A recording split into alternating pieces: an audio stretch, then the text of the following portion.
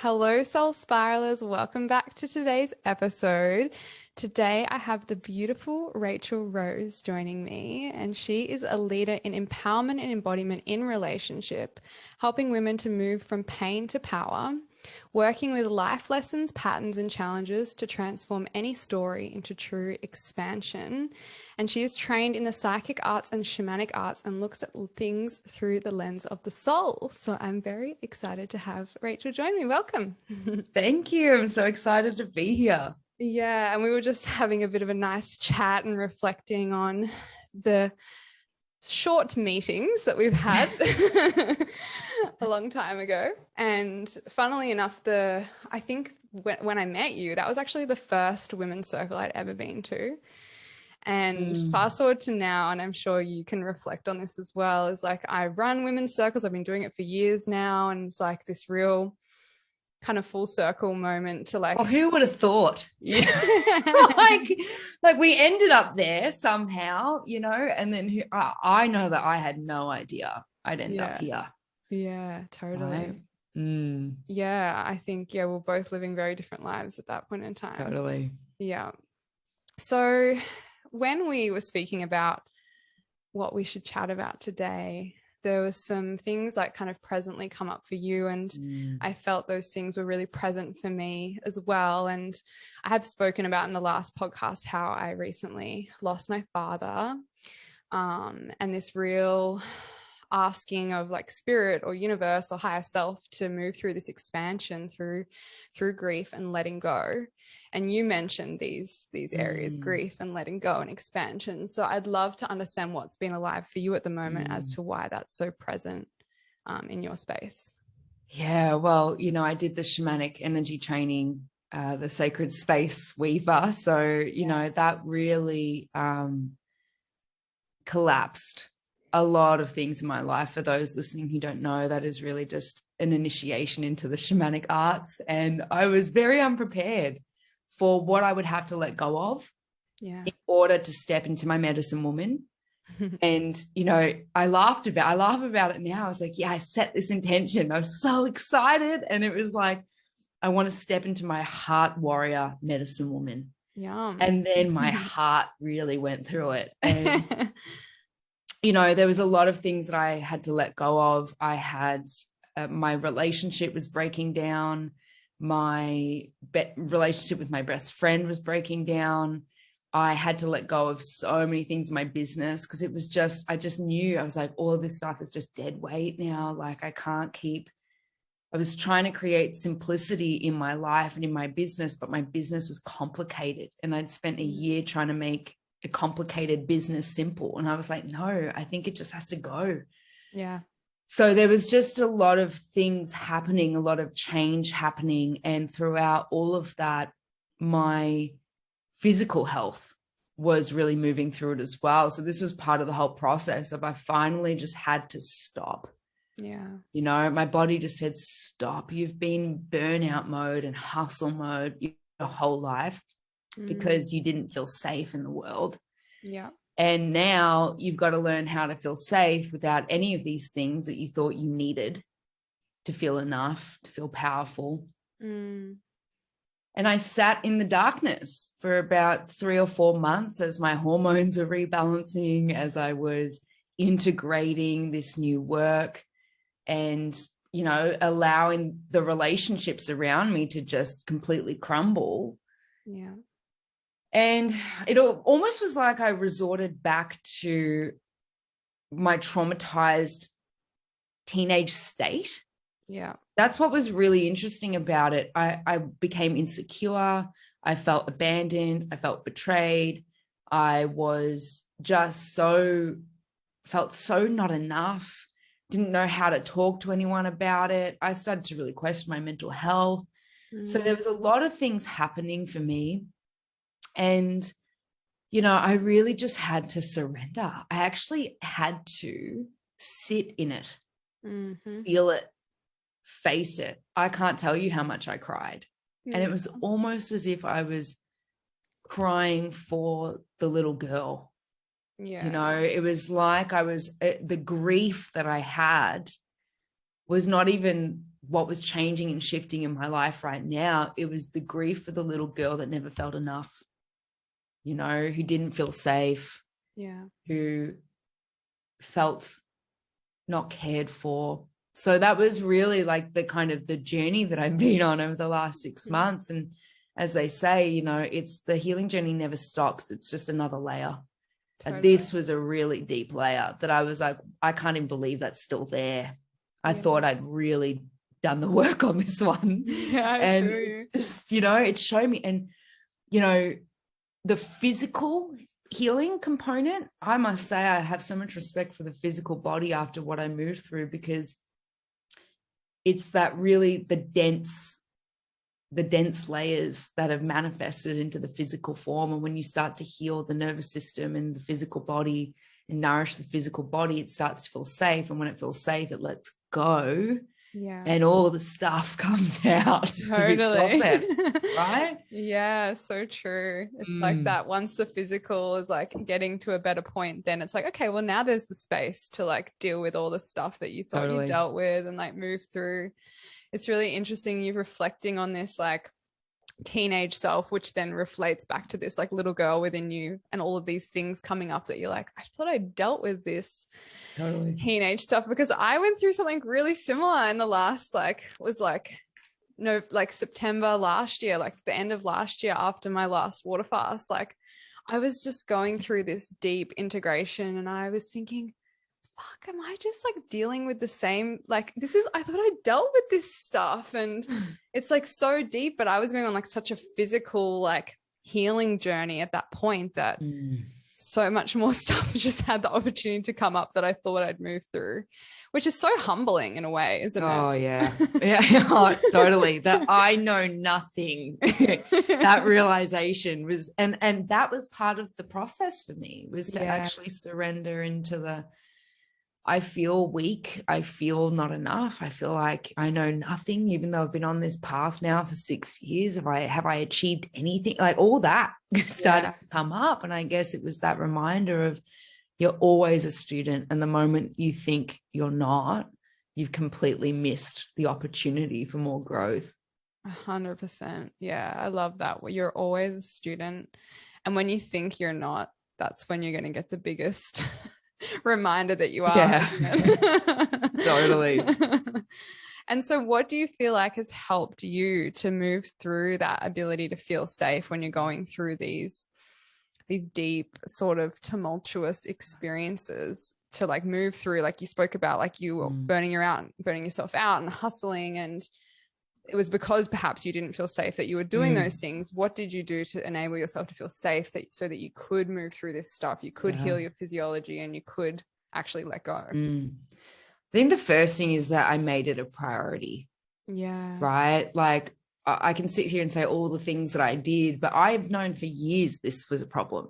Yeah. And I just never made it a priority. And the irony of it is, you know, last year financially I did really well for myself, and when I had the most money in my bank account was when I felt the most fearful and in survival mode.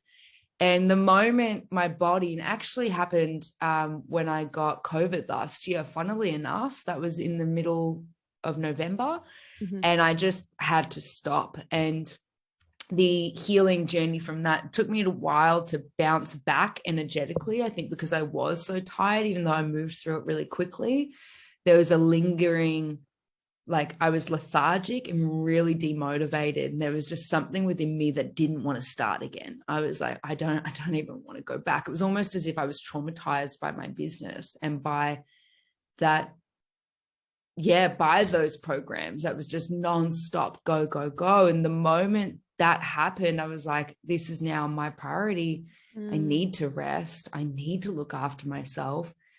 And, you know, I think a big piece as well, like I've been supposedly diagnosed with endometriosis, which they can't really say until you have surgery. Yeah. And, you know, last year it was very much, I'll just get the surgery at the end of the year. Like I'll just get through the end of the year and then have the surgery, like the quick fix, you know? Yeah.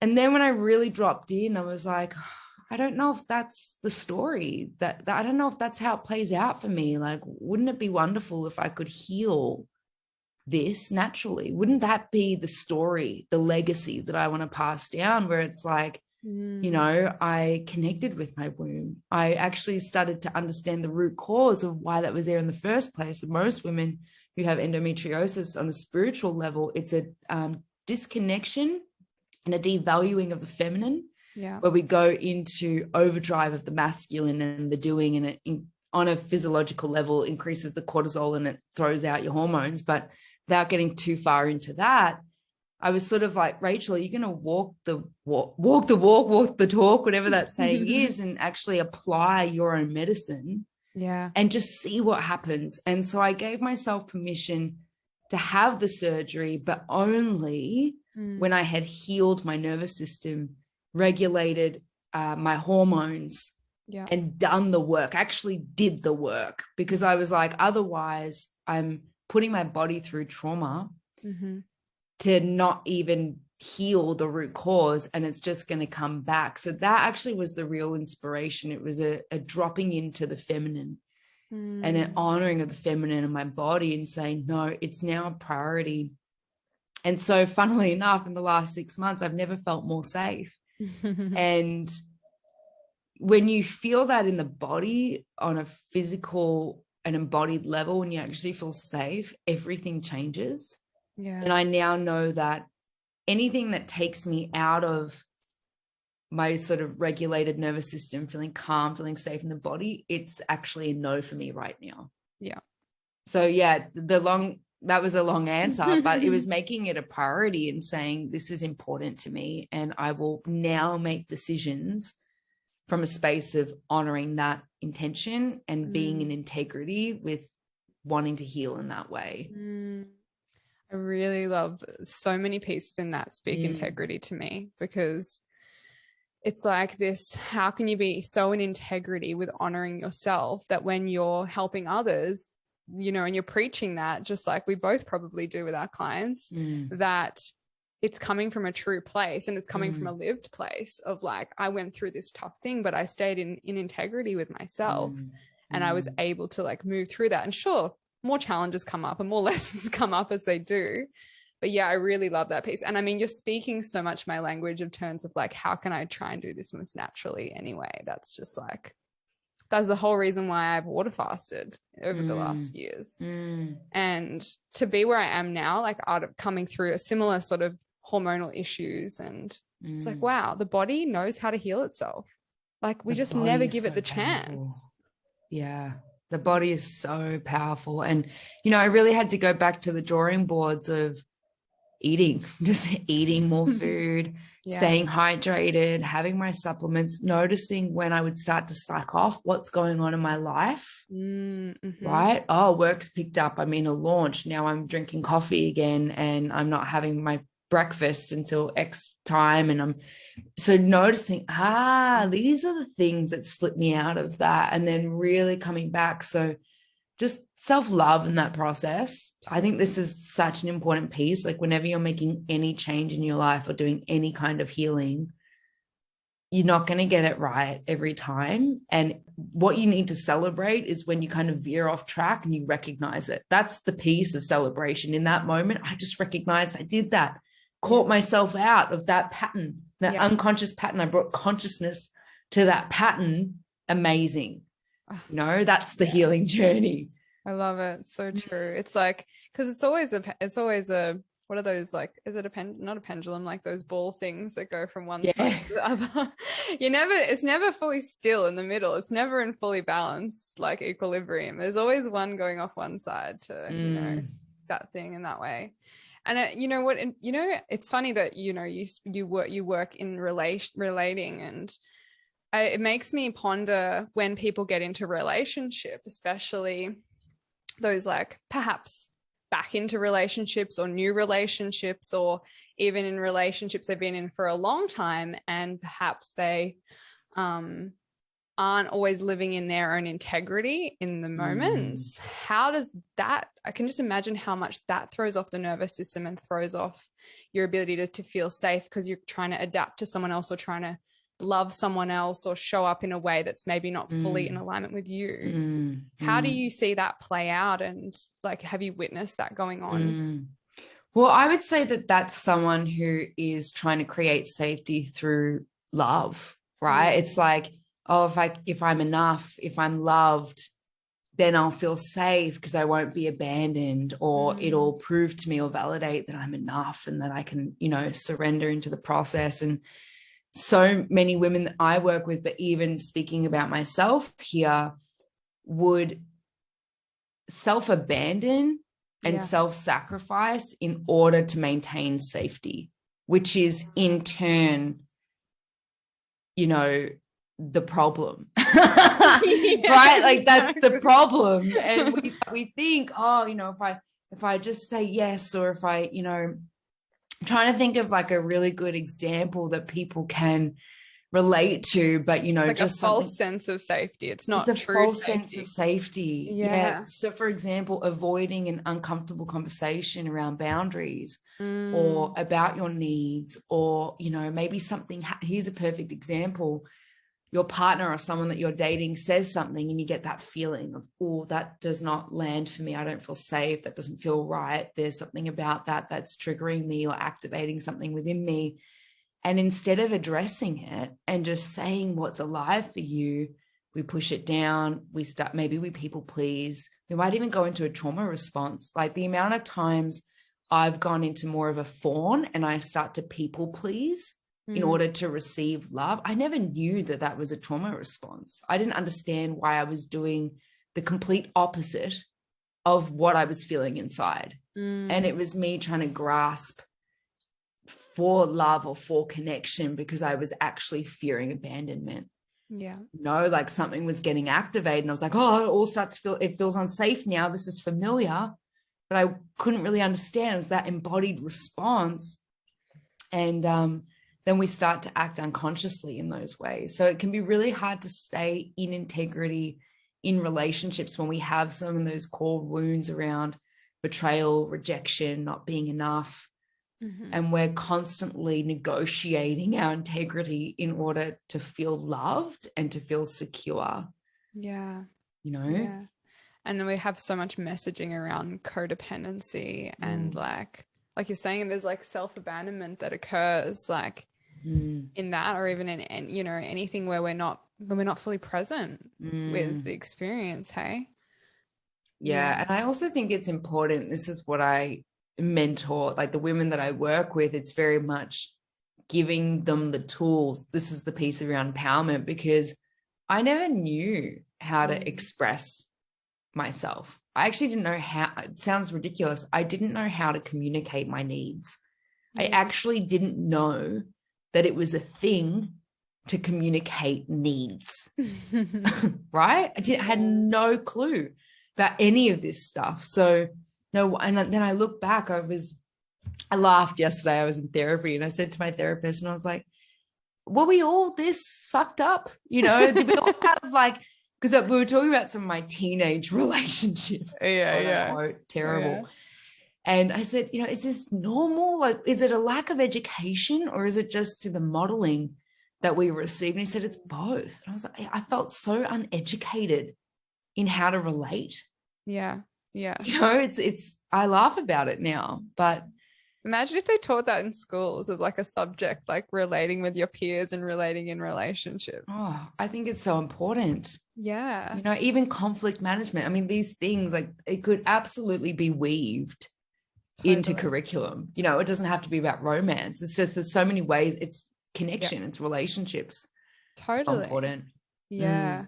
Yeah, it's funny you reflecting on this like teen self, or like, you know, early 20s self, all those sorts of things, and the ways when you speak about this self-abandonment.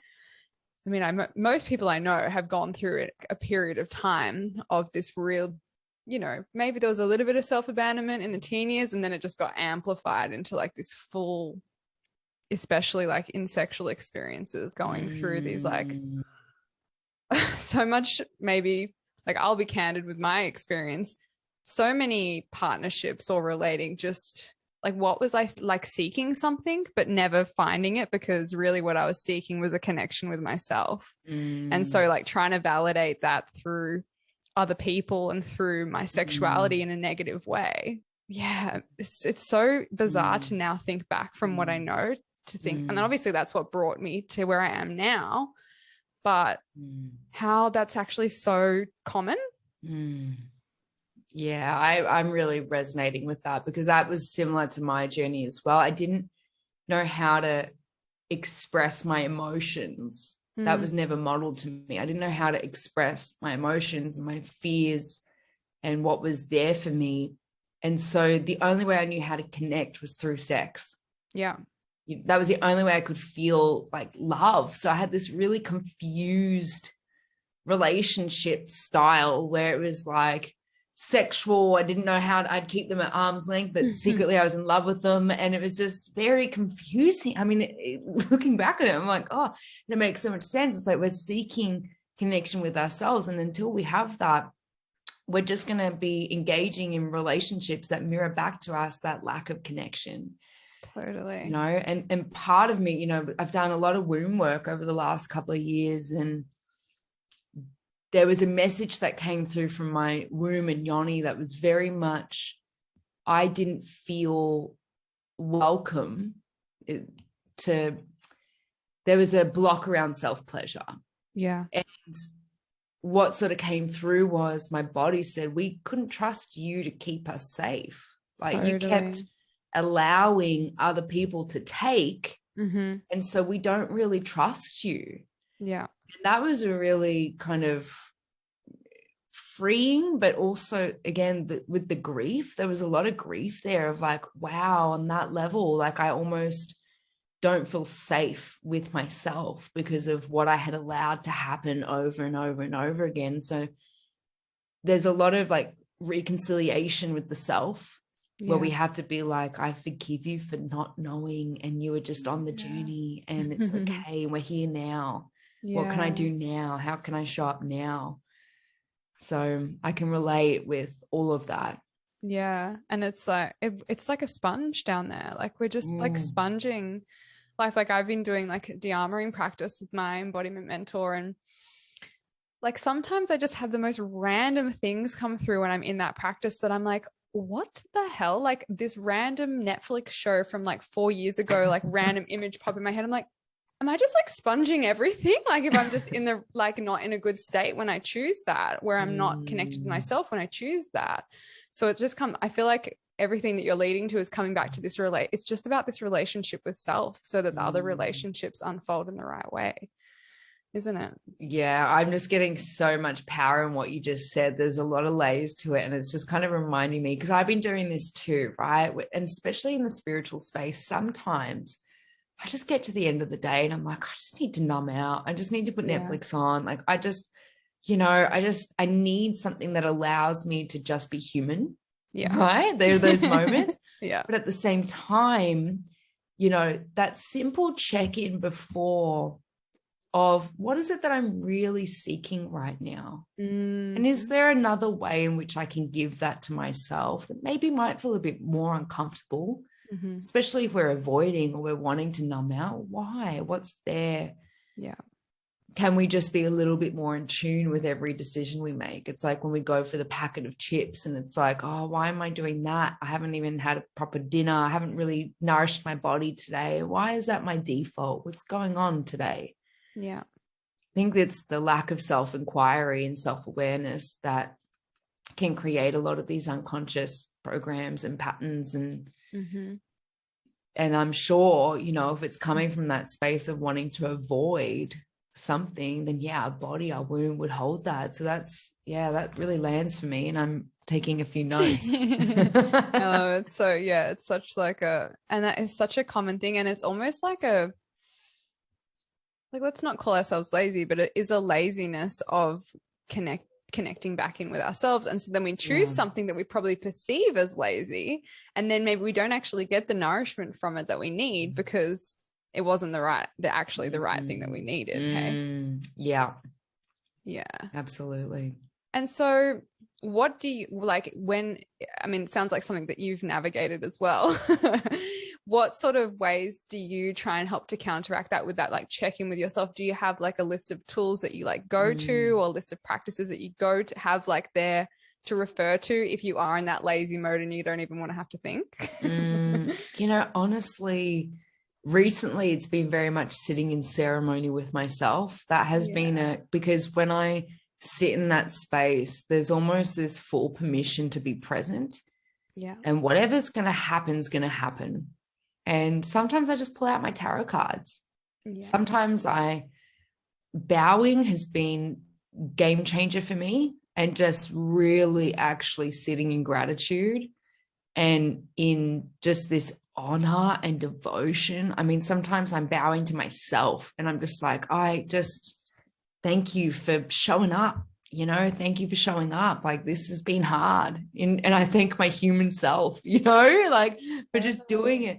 So that's been really, really powerful. And, you know, sometimes I'll dance, sometimes I'll shake, sometimes I'll work with emotional clearing, which is some of the modalities that I work with. It really just depends on what's there and what it is that I'm moving through. And for me, the ceremony and just creating that real opportunity and space to drop in. Yeah.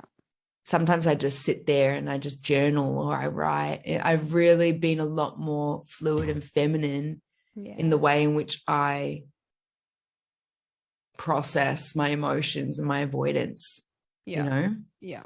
Yeah, totally.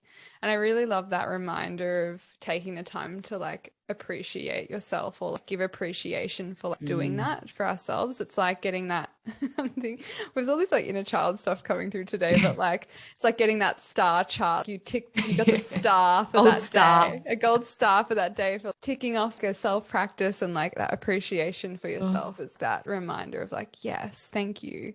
And the more that we do that, the more we get like that positive affirmation to do that, I guess, isn't it? Positive. You know, I've been doing that, not with the gold star, but, you know, recently, like when I finish like a good day of work and I get a lot of stuff done, because to be honest, the last 6 months, I haven't been quote unquote productive in terms of masculine getting work done. It's been a lot of descending and letting go and processing, and a lot more, I guess, like the creative space of development and business. And when I get a lot of stuff done, or I achieve a lot, or I have difficult conversations and I feel like, oh, you know, I've just like achieved something today. I have that. I always talk to myself. It's like, I'm like, you did a good job today. Yeah. I'm proud of you. You know, and I have that moment of being like, I'm proud, you know, and it's like, it's like kind of internal, like, yeah. It's like it's like the reparenting of yourself, you know, isn't it? Totally. That what we needed before. I love that you've been in this real feminine space and like in this creativity. Have you found that to be more expansive, to be in this like state of depth into what that's, you know, moved into? Yeah, I mean, the amount of stuff I've had to let go of. Last year, I spent a whole year developing my business, getting websites made, getting, you know, doing, just to get things done. Because when things were done, then I could finally rest, and then I could feel safe. And this was really about letting the need to do go and sit in the nothing and sit in the void, because in that space, the clarity comes. Yeah. You know, and even feeling like I don't have to push, you know, even within my relationships, I'm still with my partner, and we really broke through some really dark, heavy programs. Yeah. To the point where throughout that process, I was thinking, I don't know whether I can be in this relationship anymore. Like, has it gotten to that point where it's causing me too much pain that's my checkout point? Because I always said, I just always said, when it got to that point, I'm done. And he had similar moments, because it was a heavy energy. And there was a good month where I was confused. I was just confused. And I was like, what am I meant to do? Am I meant to be in this relationship? Is the lesson to love yourself enough to leave? Like, what's the fucking lesson? I was trying to work it out. Masculine. Yeah. And, you know, when I just gave myself permission to not know and to just let it go, just let it unfold. You don't need to know. It's all fine. And, you know, I had this moment a couple of weeks ago. We were away together and I just had this drop in where I was like, we're just perfect as we are. We just are. Yeah. Like, we don't have to define our relationship. It doesn't have to be anything that we expected it to be. It's going to evolve. It's going to transform as we transform. What it was 6 months ago is not what it is now. And we should celebrate that instead of being like, oh, things are different. So there was a real like process of expansion that came through sitting in the nothing. And so that for me, I mean, I could have stayed looping in the confusion of trying to work out what it was and what's going on and what I should do. I kept thinking I had to do something and make a decision. And it was really just giving myself permission to not go and let it go and actually let the relationship die so that it could be reborn into something new. And it really had to die. And I think that's something we were talking about, grief and death and rebirth. And I'm really understanding on a deeper level now why things have to die in order to be reborn. You can't bring the old stuff into the new level. Yeah. Like, there's a reason why you're not moving to the new level. There's a reason why you're looping. And unless you're able to kind of cut it and just let it go and let it transform and evolve and alchemize, because it will, but sometimes it's about letting go of control and just surrendering to that process and sitting in the void, because unless you sit in the void, you're never going to be able to birth into the new. You know, that's the womb energy. It's like that void energy. Like, before anything can even be reborn, it has to just be nothing for a while. So I love that so much. The reminder of the void, reminder of the emptiness. It's like so important. So powerful. It's just, epic. And it's so funny because when this is going to go live, it's going to be right after the Scorpio full moon. Of course. So I just feel like it's going to be like, whoa, so potent. But I really also love what you said about that, giving yourself the permission to not know, because that is the void, isn't it? You know, it's like the emptiness. And, you know, we have so many distractions in our current life. I remember when I was a child, like you'd be bored regularly, like you'd get bored. Now there's not really that much space to get bored because there's so many things, maybe like this screen thing that when you're bored, you just step to that. Where in actual fact, when you have the space to be bored is actually the void. And that's where creation and inspiration comes from. Absolutely. I couldn't agree more. I could not agree more. Yeah, the void is the creativity. I mean, that is since when did we get so put off by boredom? I know we all need to encourage more boredom into our lives. That should be our new like Instagram bio. I hope you get really bored by life. From boredom, which creation comes. I love it. Yeah, like I feel like and I noticed this recently when I was staying with my partner's grandparents, and whenever we used to always go there, we had no phone reception. So I was already like in that thought process, and I didn't even realize that I did actually have phone reception. So I was just like, great, I don't need to be my phone. I don't need to like pay attention to messages because I'm not going to have reception. And it actually allowed me, like, there were spaces that I was like, oh, I'm letting boredom come in. And I would normally, like, maybe in this moment, be in a habit of picking up my phone to do something, or I'll look this thing up, or I'll go on social media or whatever, but I didn't. And so then I was like, oh, and then all these different inspirations were coming through. It's like, oh, fuck, I need to make myself bored more regularly.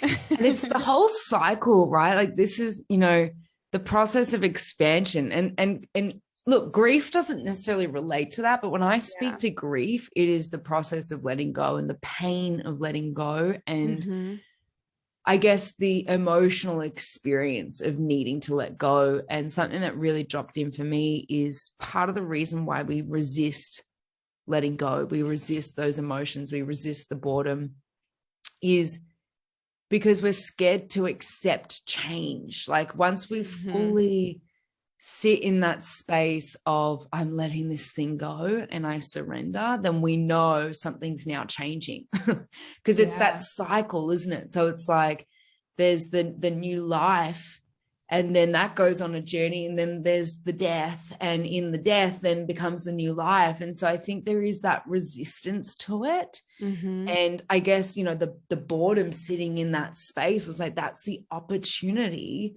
for the creativity, for the new inspiration. And what are we avoiding? Because there's so many levels to this, but it's like, do we avoid boredom because there may be opportunity for creativity, self-reflection, self-awareness from that level of awareness? What do we do with that information?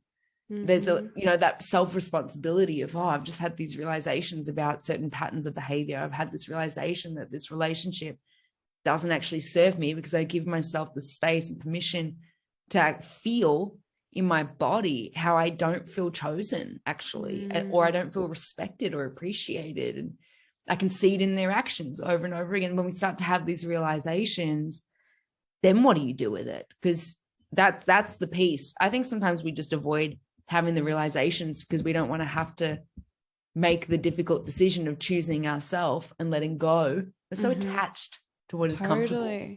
Yeah. And it's almost like this fear of emptiness, which is really just fear of death.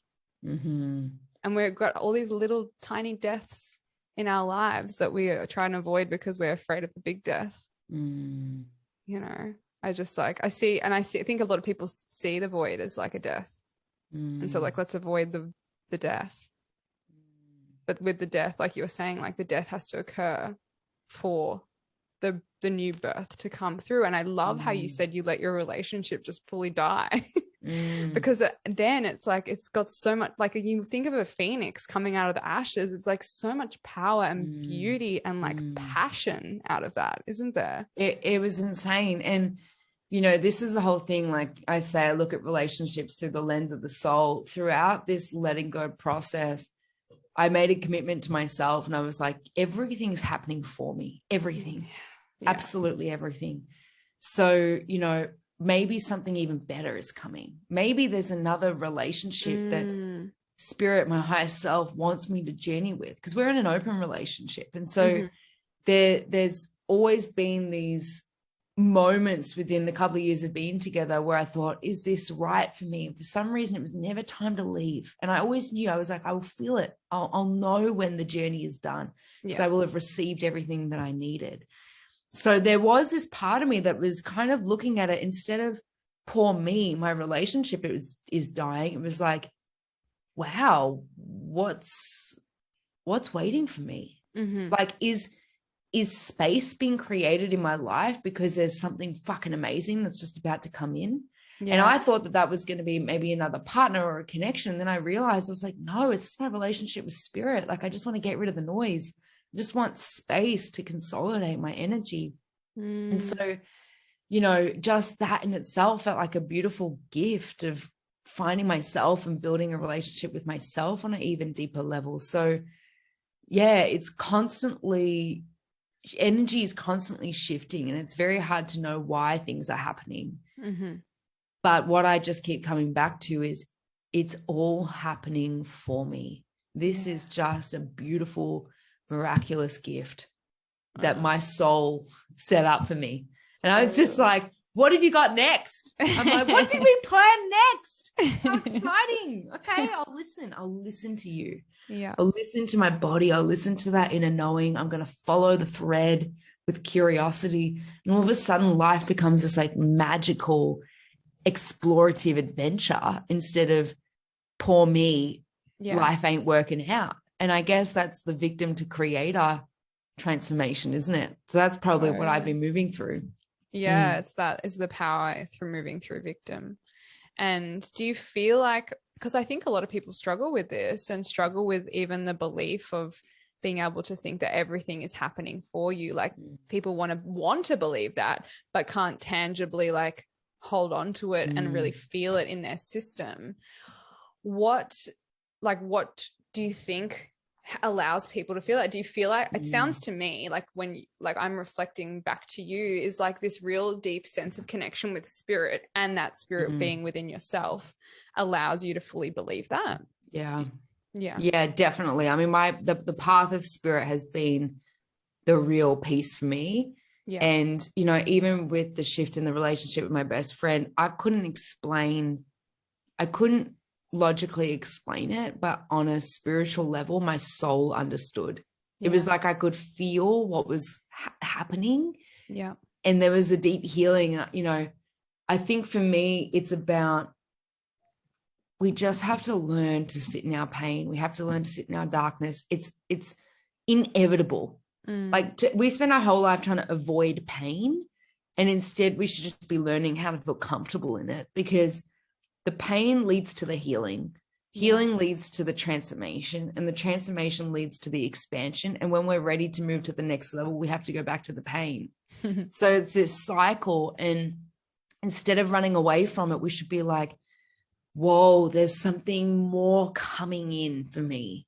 And so in order for me to get there, I'm going to have to unravel this part of myself. And if I can just learn to feel safe in that process, you know, and just know that it's unfolding and it is happening for me, and it might be painful right now. I think the reason why I went through so much pain this year was to realize that I could get to the other side and be okay. But when you're in it, you're like, this is fucked. You know what I mean? You're like, will I ever come out of this? Am I going to be trapped here forever? Totally. It can feel like that. It does. Grief will suck you up, for sure. I remind myself every day, I'm like, this too shall pass. This is just a fleeting moment in your life. Totally. You know, like, oh my gosh, you know, it's going to change. It's going to change before you know it. And then life's going to be different all over again. And I just think on that, like, if you are in that process and you feel like you're being sucked into the void and it's scary and you're like, is this normal? Like, get support. Seriously. I'd never been to therapy, and I've only just started going, and it's been amazing. And we've only had a couple of sessions, and I've already learnt a lot about myself. And because I hold so much space for myself normally, it actually just feels nice to receive. It feels nice to have someone hold space and reflect back to me and help me talk things through. And so that's been really powerful. And, you know, sometimes it'll be a friend, sometimes it'll be family, sometimes it'll be a journal, sometimes it'll be a therapist, sometimes it'll be a coach. Like, get the support and be like, I'm moving through a lot right now and I deserve to be held. Totally. You know, it's like one of our basic needs is to have community. And that could be, like you're saying, like family, friends, or it can be someone that you pay to go do that as well. You know, all of those things are wonderful. Like I always have to go see my people so that I can be in the best position to then help my people. You know, what do you think though? Like, because when I was moving through this, because of what was coming up for me, and it had triggered a lot of my victim too much. I felt too much. I felt like I was a burden. I felt insecure. So there was a lot of stuff coming up that I didn't feel that I could reach out. Which is a very isolating experience. Now, I believe on a soul level, I had to just journey through it. I actually had to hold that. But for those listening who maybe are journeying through that, who don't know how to reach out, like, how do we navigate that? Because all of the feedback and reflections I got with my friends when I finally shared what I was going through was like, oh, you should have messaged me, you should have reached out. And it's so, you know, isn't that interesting that we always receive that feedback, but when we're in it, it can be so scary to ask for help. So I'm just curious, like, how would you navigate that? I have a couple ways. Like, number one is like, I make sure when I'm feeling, like, even when I'm feeling good, to have like my team. Let's say, like, I have someone to go see for this, I have someone to go see for that, someone to go see for that. And I might not be seeing them like regularly. I might not be seeing my kinesiologist like every fortnight. I might only be once every 2 months, but I know that I've got that person I can go to, and I've seen them once or twice before that I know them.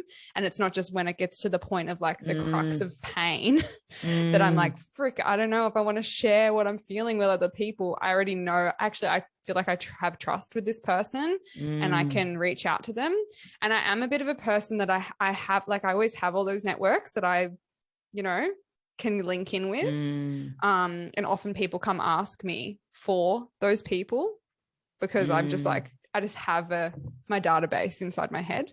The other thing that I found really helpful is that when my dad died, I had some friends.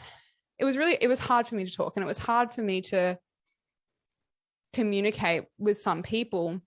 And I had a friend say to me, if you don't know how to ask for help, or you don't know how to ask for just to chat, or like whatever it is, just send me a yellow love heart. So I know that I'll call you and I will hold space for you, whatever it is happening in that moment. And I found that to be really powerful. And I feel like it shouldn't just be in a moment of crisis that we have those things with our friends. Like in your friendship group, like set that up so that like, you know, you can put in the group chat a purple love heart, and people know actually this person needs some love and support, who can love and support them right now. I find that really beautiful.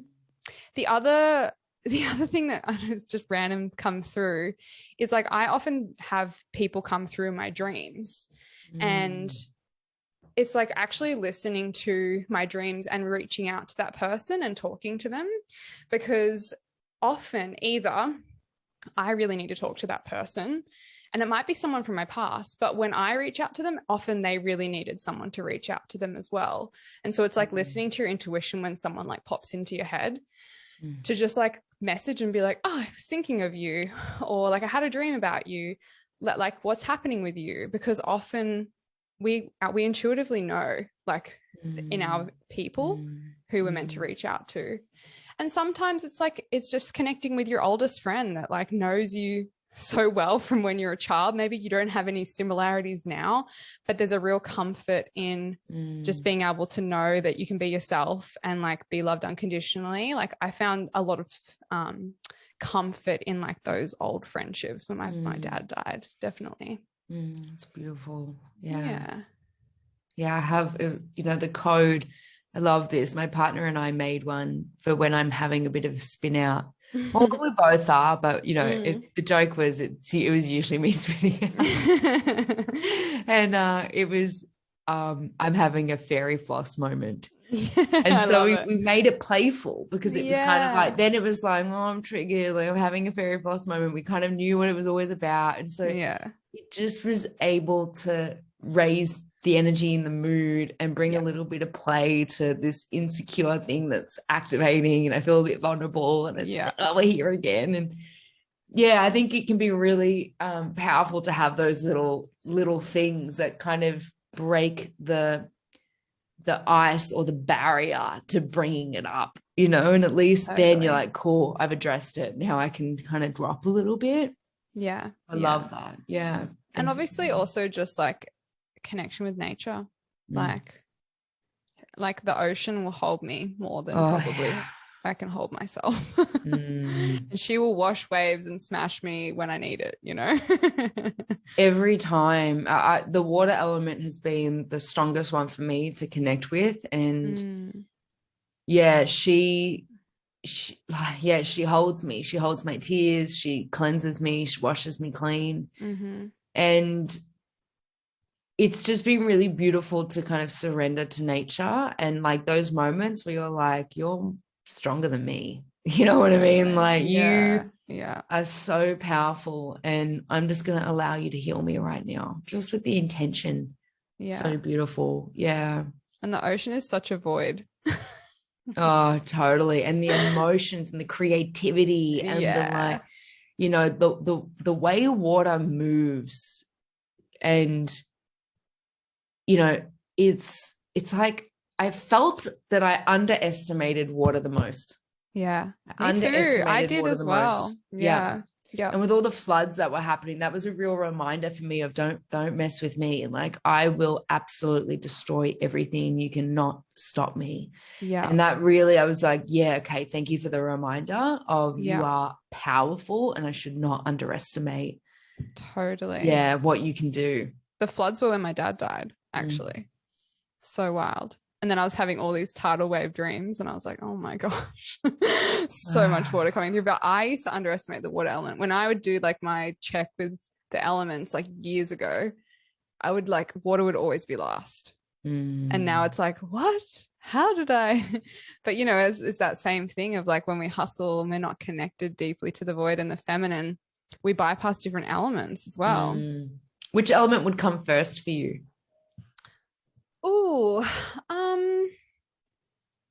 I think that I have a lot of earthiness, but I am an air sign. So I always really connected to air. But I think over the last few years, because I was always so airy, I've kind of like focused more on the other elements. And fire is really interchangeable for me. Sometimes it's really strong, and then other times I'm like, nah, get it away from me, kind of thing. But yeah, at the moment, I'm craving water the most. Like if I'm at the ocean, that's where I feel like, yes, this is what I need. So that's coming through the strongest, but it's always changing, isn't it? You know, I feel like if I had to choose forest or ocean, I would choose forest. But at the moment, if I had to choose like right now, I'd be like, no, ocean. Oh, you got both where you are. Yeah. It's now getting to that point. Ocean. Yeah. It's now at that point where I'm like, I can't, I can't just go to the beach and have that moment of just cleansing. And I really miss that. So that's there. My soul definitely desires and longs for warmer climate so that I can connect with the water element, because there is this part of me that just absolutely loves the cleansing. Yes. I think I absorb a lot of energy. And if I don't get the chance to submerge myself in water, I think I start to feel very heavy. Yeah. So totally she really, allows the heaviness to wash away for me, for sure. Yeah. What other sort of things do you lean on in like those moments that you're in need? Well, similar to you, consistency with all of my support. I mean, I used to be classic example, put my back out, go to the osteo. Yeah. Don't book another appointment till my back's out again. Right? Yeah. And there's inconsistency, and it's very much, I'll just get support when something bad has happened. Whereas now I've been very consistent with lymphatic drainage, funnily enough, really powerful for me. And that water element. Totally. Like really starting to let go, so much letting go on the physical, the lymphatic and network spinal. So that's been amazing as well as like energy. So I was working and acupuncture and Chinese medicine. Yeah. So those have been my core team for the past almost 12 months, probably 10 months. And I would say that I'm seeing at least one of them a week. Yeah. So within the month, I mean, there was a time I was doing about 2 sessions a month with both of them. Yeah. I've been able to space that out more now and will continue to space it out more. And, I'm still doing the energy work and the clearing and the mentorship. So if I need support within my business, I get support within my business. If I need support within my relationships, I'll get support in that way. So I like to be proactive with my journey. And, you build trust, you build relationships. And it's like my acupuncturist knows everything that's happening in my relationship. She knows everything because everything's connected, right? So that's a really beautiful thing for me where I get to allow myself to be held. And because everyone that I work with works on multiple different levels, it makes sense for me to share what's going on for me, what's coming up for me. Yeah. And just trusting that was the appointment that I needed to move that and to integrate that. And that's been definitely a really powerful thing for me. And, I think the other one, funnily enough, has been allowing my mum to hold more space for me. Oh, that's so that's been huge. She comes over every now and then with, she'll make soup. She's so sweet. She makes food, because she's like, I think she just wants to spend time with me, but she also wants to nourish me. And she'll come over and we'll have lunch and I'll be a little bit cold. I'll be a bit reserved because maybe something's happened and I'm feeling like I'm not sure whether I want to open up. And then mum's there, and, you know, mums have this way of, my mum anyway, where she really wants to be able to hold that space for me. She really longs for that. So finally I open up, and then I'm crying and we're hugging, and there's a real sense of healing, right? Like, I don't know whether we didn't have that relationship when I was younger. We had a lot of resistance with each other. So to now be able to have a relationship where we can really share such deep, vulnerable parts of ourselves with each other is not only healing for me, but I think really healing for her. So that's been really big, you know, when I felt like I can't rely on friends, where it sort of feels a little bit too edgy or vulnerable, I've allowed my mum to hold that space. So I think so many people need to hear that. Like, you know, and it comes as a real sense of vulnerability. I lean on my mum, but I still, like, and, you know, her and I were having a conversation just earlier today because she's been staying with me, and I shared something with her this morning, and she kind of like reacted even though it wasn't about her. And then it's like, that makes me hold back. And she kind of was, but also like, I need to practice that so she can practice. And then it allows more space for it to just unfold and be a safe space for either of us to share. But yeah, it's really beautiful. I mean, that's really, our mothers are meant to hold us, you know, our mothers are meant to doula us through this life. So true. Yeah. When did that? Yeah, I just remember being a teenager and not wanting to be seen with my mother. You know, like, it was like shameful to be like, I went to the movies with mum and dad, and like they're hanging out with their mates, like, oh, you know, like, oh, I don't want to be seen with you. You know, like there was a real like rejection of my mom, and now, you know, I just think she's the coolest person ever, and I'm like, oh, it's so amazing. Like, I'm so proud of her. Like, she's living her life, and she's traveling, and she's really immersed in community and learning new things. And she's in the closet spiritual junkie. Like, she just doesn't know it. So she's really on that path in her own way. And I think the more that she's aligned with her path, and funnily enough started to heal, you know, since she retired, and started to heal her patterns around burnout and overdoing. It's very similar to me. I mean, I just took them all on. And I think that was a real thing, going through this journey and being like, whoa, I can't believe how programmed these are for me. Yeah. She had them too. So I spent my whole life resenting her for choosing work over me.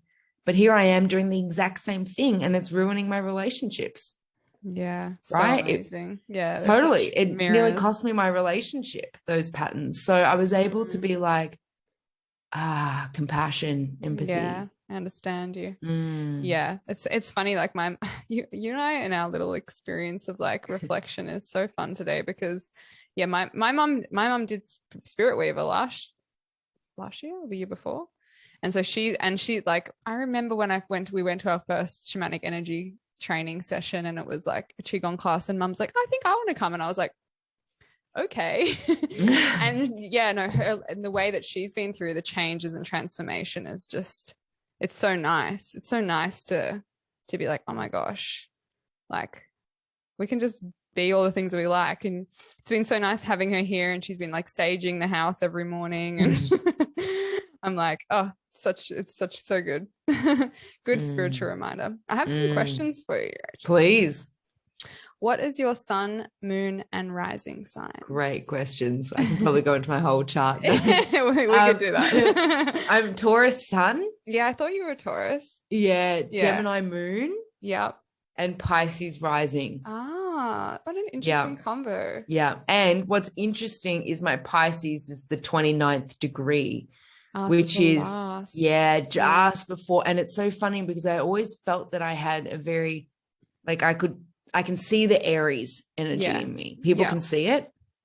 And I think it makes sense that there's this real sort of, almost not resistance between the Pisces and the Aries, but I can see that I oscillate. There's this part of me that wants to just be in Aries mode, but I have to kind of accept that the path of spirit, the path of creativity, the path of the feminine is actually what I really need in order to be fully expressed in my son. But there is definitely this desire to just get to the beginning point for sure. It shows up. Where's your North Node then? My North Node is in Sagittarius in the 9th house.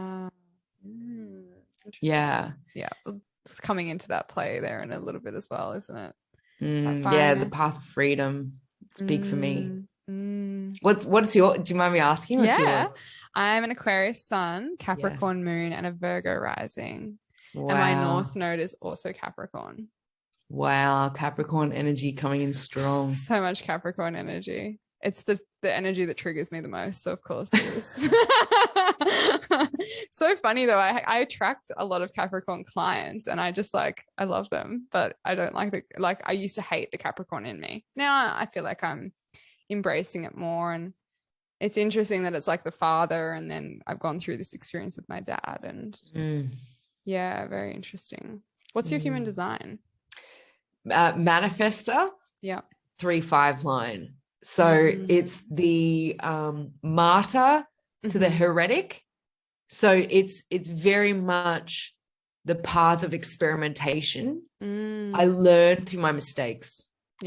And that's why I've really felt the last couple of years I've had to have the self-forgiveness and the understanding of, you've made all these terrible mistakes, within my business, with past relationships. And it's like, that's my education, that's my medicine. So I have to live it to create that wisdom. But it can be hard sometimes when you just we're here again.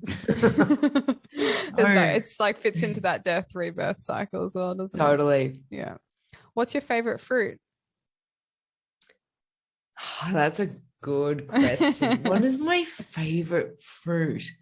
Look, I love a perfectly ripe plum. I'm not gonna lie, I like a perfectly ripe plum. And a fruit that I'm not too much of a fan of is watermelon.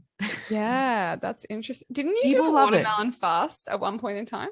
Probably. A very long time ago. I was definitely doing a lot of juicing. And watermelon, happened. It's not that I hate it, but I just never go for it. I just never go for it. I never pick it out. It has to be like the perfect watermelon. Like I like watermelon a lot, but I'm very picky with my watermelon. Like it has to have the right consistency, crunch and flavor and like juiciness. And if it doesn't have any of those things, I literally will not eat it. And I feel like I want to be wearing bathers in the sunshine. So if it like drizzles down my hand, it's okay. Maybe if you move up to Queensland, then you'll be eating watermelon. Totally. If you could return to one moment in your life and re-experience it again, what moment would you return to? The moment that's coming back to me is when I was in Berlin. And me and my best friend Jordan we'd gone out together, and we just had the best acid trip of our life. And we were in stitches. And he's just the funniest person. And so just him and I just like tag teaming it. Like, I don't even know if we even danced. We just were in hysterical laughter the whole time. And there's this moment of when we were riding home on our bikes in the middle of the night, again, just squealing with laughter. Like, it was dangerous how much we were laughing. And I was in pain. I was cramping. And I think like that's the memory that comes through, just full freedom adventure mode before I had a business, before, life really kicked in, like that moment between like 20 and 22 where you're just there to have fun. It's the only thing you're meant to do is have a good time at that age, I swear, and I did. And so, I think going back to that, reliving that and just enjoying like how little responsibility I had. There's the Sagittarius North Node right there. Totally. Would you choose the forest or the ocean? Ocean. What plant or flower do you work with the most? Rose. Is your namesake? Well, can I share the story of the rose? I'd love to. It is so special, and you will love this. So basically 2 years ago, maybe 3 years ago now, I never resonated with my name. Yeah. Rachel Harris, never resonated with it. Couldn't really tell you why. It used to be Harold Lambus too, so it got changed. So it almost felt like my soul was like, is this the lineage? Like, yeah, there was already a bit of a shift in that. And I don't think that it was like fully integrated. So there was something that I just resisted with the name. And I kind of wanted, I wanted a stage name. I was like, give me something really cool, And I kept writing like Rachel Rose. And it's very, very drawn to it. And my nonna raised me. So she lived around the corner. So on my mum's side, her mum, which she was just so close. She's just the best, like, nonnas. Oh. And I asked mum, because she was in her last couple of years of life. And I really wanted to, well, no, I won't even go there yet. But I just asked mum out of curiosity, what was nonna's maiden name? Because I was like, oh, maybe I could carry her name through. That could be really cool. And mum goes, oh, it's Vada. And then I translated Vada into Google Translate in Arabic because her background's Lebanese, and it was Rose. Oh, can you believe it? So I started working with the name Rachel Rose, went on a whole journey. Little did I know the lessons of the heart that I was about to journey with. And the feminine, and like, now that I'm working with her, she wants me to call her Royal Rose, which I think is just so classic. I'm like, I know you are. You're just amazing. Like, you are on that level. And so I thought that was really interesting, but I didn't know I was going to end up in the shamanic space. I didn't know I was going to work with Rose. And then when I embarked on that journey, it was just obvious. And, I work with cacao too. Yeah. So my brew is Rose, but supported with cacao, which is a bit of a twist. Yeah. And funnily enough, I was working with cacao and supporting cacao with Rose for a couple of months. And yeah, it just so happened that one day I felt guided to swap it. And then I realized, I was like, oh my God, so obvious. Obviously, Rose is meant to be the power. The power for me. She's been, and at the time this happened, it was just my birthday. And so there was so many roses because everyone just bought me roses. And so I was like, she's just everywhere. And I'm just ignoring and thinking she's the support. I'm like, no. She's the queen. She's the queen, literally. So I've been working with Rose, and I absolutely love and cherish her. And I have such a long journey with her. It's only just begun. But yeah, she's the one for me. She's got my heart. Is a Rose Dieta on the cards, or have you already done one? What's that? It's like only having Rose for like a period of time. Would I be eating and drinking other food? I think you can. Yeah, I think you can eat. I think it depends on like whatever you want to take the flavor through. But yeah. Well, I've been working with her in different ways. I've also been smoking her. Like I've been adding a little bit of Rose to a cigarette. Every now and then I'll have a cigarette to really just kind of like drop in, and had a very beautiful experience a couple of days ago. Actually, my intention was to kind of marry the masculine with the feminine, to have that experience, and then sat in ceremony. And it was I can't even believe how different the embodied physical experience and spiritual experience of working with tobacco and Rose together in comparison to just tobacco and a cigarette. Very different for me. So, she's definitely weaving her way in. Yeah. And it's fun to really explore creatively how I can continue to work with her. So lovely. I have a lot of, I don't think it's illegal to have tobacco trees in Queensland because we have the council come to our property regularly, but we have lots of tobacco trees, and I want to plant lots of roses. So Queensland roses is a little bit of a different kind of season, but yeah, it'd be so beautiful if you come up and visit. Yeah, I would love to. I would love to. I've actually got a rose plant. I don't know if you can see it, white roses. One of my best friends got me a whole plant, for my birthday, and I'm actually feeling a bit overwhelmed because I don't know how to look after her because I've never had a rose. So it is creating a little bit of anxiety, and I think this is part of the journey, right? Of can I be in communication with her and ask her what she needs, but I'm honestly freaking out a bit. She's not going to make it. She'll make it. She'll make it. Yeah. What's your favorite crystal? Oh, see, that's a good question. I don't know my favorite crystal.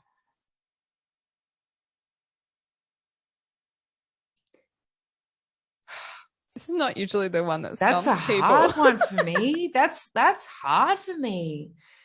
Look, I actually don't know how to answer that right now. I must say that there is a crystal ring that I absolutely love, which is moldavite. Yeah. And I felt very, very drawn to that, even though I've barely worked with moldavite, but that the energy of it, it really speaks to me. Yeah. And look, I'm pretty cliche. Like I love tourmaline. I don't think that's that cliche. That's not the answer that most people give. Really? Yeah, because I feel like it's a bit of I hate to say it, like a bit of a nothing crystal, ground yourself with some tourmaline. Protect yourself. Protect yourself. But I do have it like the grounding crystals. Yeah. So a lot of the black crystals, that's just what I've been drawn to right now. So I think that's the only way I can really answer that question is what am I drawn to right now? It's okay. Obsidian, shungite, tourmaline, the black crystals have definitely been speaking to me. Love it. And if you're an animal, what would you be? Oh, frog, for sure. Yeah, my nickname, Ashley calls me Froggles. Oh, Froggles. Which is, and it's so cute. It's so cute. Yeah, so I really resonate with the frog. I just find them so cute. And whenever I see one, I'm just like, I get so excited. So yeah, the frog for sure. Beautiful. Do you want to leave, before we get into how people can get in touch with you, do you want to leave the listeners with any last thoughts or summations? I think it's just celebrating the process of death and letting go and not being scared of it, and just celebrate what you experience, celebrate the life, celebrate what you did create, celebrate what that relationship represented, and also celebrate what you're now moving into, whether you know what it is or not. Just choose to see it as a blessing. Just even if you don't believe it, just try and keep being positively reinforced, because it always ends up gifting something to you that often we can't see until later down the track. But yeah, that would be it, just choosing the path of celebration. I love it. And you've got a container coming up soon. I do. So my signature program, The Magnetic Woman, is a 8-week journey. And I'm so excited. I don't think I've ever been this excited to launch, which in itself feels like there's something really big here. But this is the journey through the feminine and, 6 different pillars of magnetism, which are actually the 6 biggest lessons of my life. I've sort of identified as being the core blocks to deeper connection with self, deeper connection with others, feeling safe, feeling secure. A big part of it, like being able to surrender, to receive, and to be able to let go. But if we don't feel safe, we can never do that. So it really is a journey that starts at the start, which is safety and trust, and, moves all the way to the end, which is connection to the womb. So the void, and really being in that magic. And yeah, it's for women who want to become fully expressed and want more from life, and I guess want to do it through the lens of spirituality, want to do it through, the lens of the soul, and it really speaks to people. Like my transmission really speaks to people who have always felt that they're a little bit different, like has always felt that there was a real connection to something that couldn't be seen or understood, and maybe even felt isolated by that. So we celebrate that in the work that I do. And this is the first container that I've held since doing the shamanic training. So it definitely has a different, it's got a different energy to it for sure. There's a new level of sacredness and like respect, and devotion, just because that's the journey that I've been on. So yeah, that's it. And I'm just like, I'm just so pumped. It's just crazy how excited I am for it. And it's just really made me realize that when you really let go, like I had to just let go of so much stuff so that I can really be embodied in my own work. And I think that's the last piece, right? It's like if you're not embodied in your own work and you're going to offer something for people, you're going to move through it. And I feel like I moved through that layer. And so I'm excited by what's going to come through in this offering, because I'm like, oh my God, we're in a new space. And now I get to share this, and I don't really know what that looks like yet, but that's the magic. Yeah. So yeah, that's it. And, you know, I guess if anyone is curious about that, they can find me on Instagram at rachelrose_co. Or they can even check out my website, rachelrose.co. But yeah, it's just an invitation and an offering for anyone who wants to connect more deeply with themselves. Amazing. And I'll put that in the notes so people can you. easily find Yay. it. Thank you for such an amazing conversation, Rachel. Oh, you're welcome. Yeah, so beautiful. Like I said, the opportunity to just share and reflect and learn through each other and through our experiences. I'm here for it. You know, I'm always here for it. It's been a beautiful, reflective conversation. So thank you. Thanks, darling.